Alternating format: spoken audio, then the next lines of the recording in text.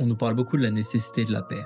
Rarement de ce qu'elle coûte vraiment. Jonah, lui, n'a pas appris ça aux infos. Il a appris quand son village a été bombardé, quand ses parents sont morts, sous des balles vendues par un type en costard à l'autre bout du monde. On lui a arraché son enfance, et à la place on lui a donné un fusil. On l'a dressé à viser, et surtout à tirer pour survivre, dans un monde façonné par des gens qui ne mettent jamais les pieds sur un champ de bataille. Pour lui, la guerre a l'odeur de la poussière et du sang. Pour Coco, ce n'est qu'une ligne sur un devis. Elle n'appuie sur aucune gâchette. Et pourtant elle fera plus de victimes que Jonah n'en fera jamais dans sa vie. Vend des missiles comme d'autres vendent des parfums, toujours dans un tailleur immaculé. Le diable ici ne porte pas de cornes, il s'habille en Prada, voyage en business et sourit en conférence de presse. À ses côtés, Jonah apprend que l'enfer est pavé de bonnes intentions, et met enfin un visage sur les balles qui ont enterré ses compagnons. Mais Yormungon ne fait pas le pari facile de diaboliser toute une industrie. Coco et ses congénères ne sont pas aussi simples. Ce sont des êtres qui ont trouvé le moyen de faire commerce de la peur, tout en convainquant des états entiers qu'on peut acheter la paix à coups de but. Un animé qui te rappelle que la géopolitique, ce sont souvent des intérêts qui se négocient loin des ruines. Toute paix mérite d'être questionnée. Machiavel disait, en politique le choix est rarement entre le bien et le mal, mais entre le pire et le moindre mal. À la fin de ton visionnage, on te laisse exactement là, dans cette zone grise où la paix n'est jamais innocente, où chaque drapeau cache tes cadavres, et où la seule chose de vraiment pacifiste,